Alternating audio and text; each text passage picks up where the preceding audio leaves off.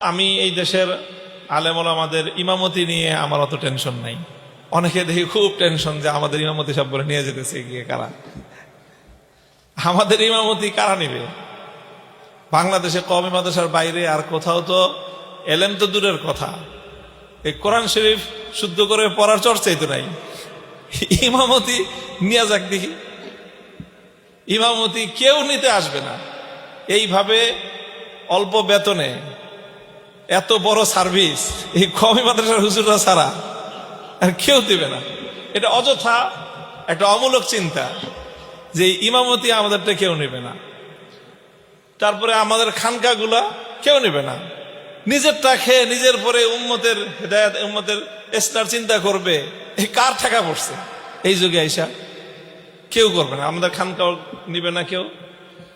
এবং আমাদের এই যেইভাবে আমাদের মাদ্রাসাগুলো চলতেছে, এই মাদ্রাসায় তেমন কোনো জাগতিক স্বার্থ নাই, অর্থনৈতিক খুব বেশি স্বাচ্ছন্দ্য নাই। এই মাদ্রাসাগুলো নেওয়ার জন্য কেউ আসবে না। আমরা যদি আমাদের মাদ্রাসাগুলোকে নিজ হাতে ধ্বংস না করে দিই, আল্লাহ হেফাজত করুক। এগুলো নিয়ে আমার চিন্তা না।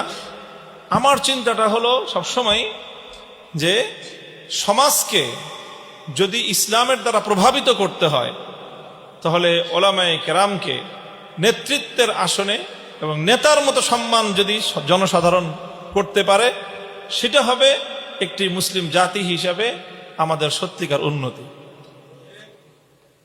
কাজে আমরা চাই যে সাধারণ মানুষরা, বিশেষ করে রাজনৈতিক নেতারা হুজুরদেরকে তো অনেক সম্মান করে, মুরব্বীদের পায়ের সামনে এসে বসে থাকে, পীর সাহেবদের পায়ের সামনে এসে বসে থাকে। কিন্তু এই পীর সাহেব হিসাবে সম্মান করা, ইমাম সাহেব হিসেবে দোয়া চাইতে আসা, হুজুর হিসেবে হাদিয়া দেওয়া, এটার দ্বারা প্রকৃত অর্থে আলেম সমাজের সম্মান প্রতিষ্ঠিত হয় না।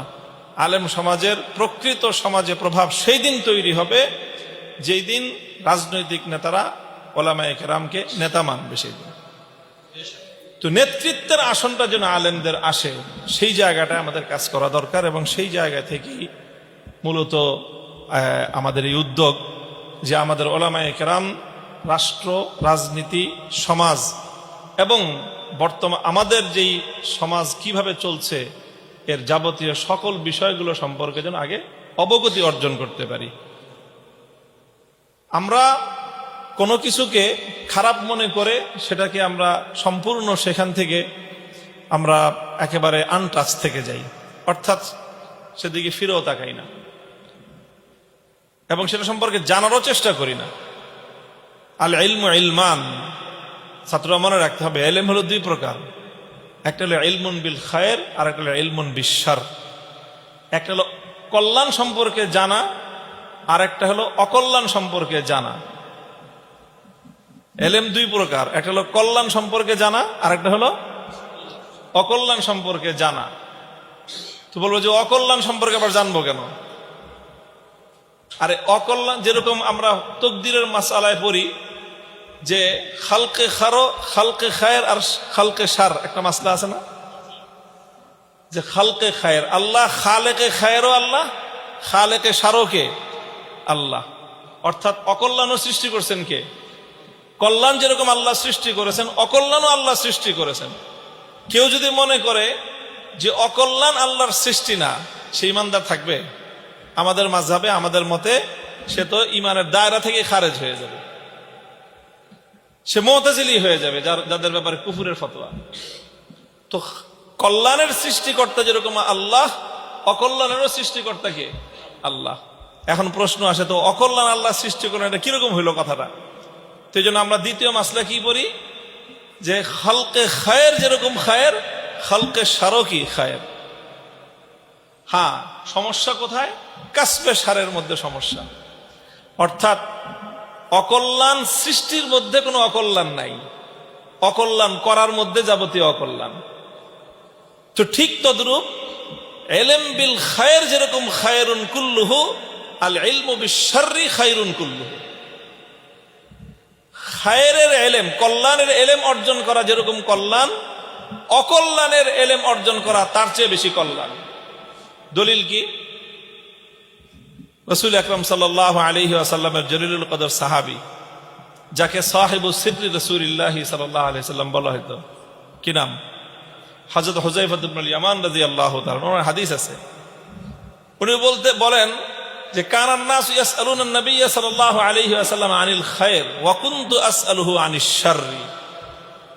বলে সবাই খালি জিজ্ঞাসা করতো, হুজুর ভালো কি, ভালো কি, ভালো কি, নামাজ কি, এমনে রোজা কেমনে, হজ কিভাবে, যাকাত কিভাবে, কিভাবে জিহাদ, কিভাবে জান্নাত, কি কি সব ভালোর কথা জিজ্ঞাসা করতো। আর আমার এক স্বভাব ছিল, ওয়া কুনতু, কানার দ্বারা আদাতে মুস্তামিররা বোঝায়, যেটা সবসময়ের অভ্যাস ছিল আমার। এটা বলতেছেন উনি আমার কি ছিল? আরে কি ছিল? আমার অভ্যাস ছিল। ওয়া কুনতু আসআলুহু আনিশ শাররি, আমি সব সময় আল্লাহর নবীর কাছে অকল্যাণ সম্পর্কে জিজ্ঞাসা করতাম। অকল্যাণ সম্পর্কে কেন জিজ্ঞাসা করতেন রে ভাই? ভাই, অকল্যাণ থেকে বাঁচতে হলে তোমাকে আগে অকল্যাণটা ভালো করে জানতে হবে। আমরা যেই সমাজের বিরুদ্ধে লড়াই করতে চাই, আমরা যে সমাজ কাঠামো ভাঙতে চাই, আমরা যে ব্যবস্থাপনার বিরুদ্ধে লড়াই করতে চাই, সেই ব্যবস্থা সম্পর্কে যদি আমার পরিপূর্ণ সম্যক অবগতি না থাকে, তাহলে কোশ্চিনকালেও আমরা এই ব্যবস্থাকে পরাজিত করে, পরাস্ত করে, উৎখাত করে বিজয় অর্জন করা কোনোদিনও সম্ভব হবে না।